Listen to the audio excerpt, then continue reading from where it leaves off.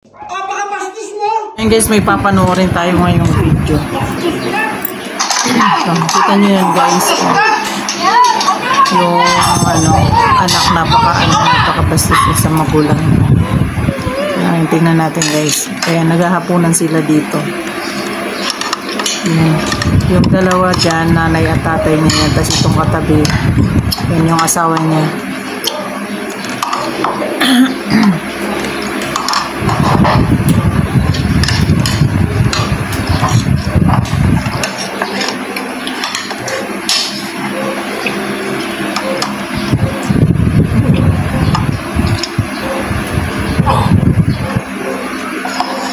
Yun na guys, nag-start na siya mag-ano. Ano yan? Bastos naman. Tumatawag tayo. Diyan pa kailangan ko.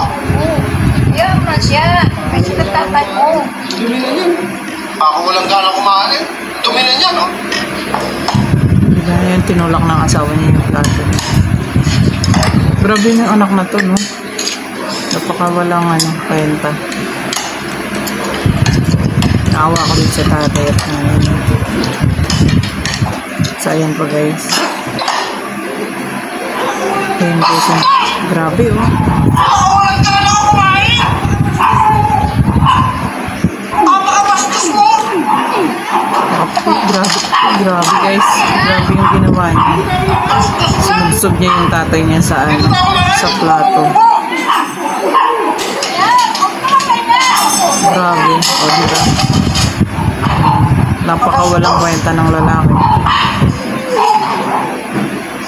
Hindi man lang na awa sa magulang niya. Grabe na.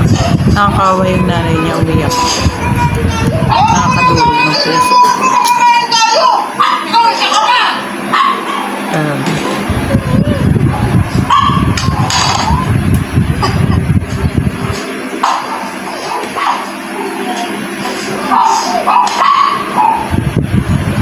Ayan guys, grabe yung ginawa. Parang hindi niya magulang yung ginawa niya.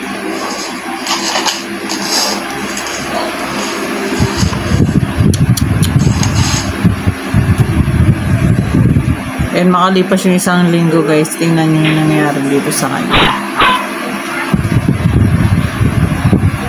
Ayan. Diba? Bilis na karma. Saan siya ngayon? Magulang pa rin niya yung tumulong sa kanya.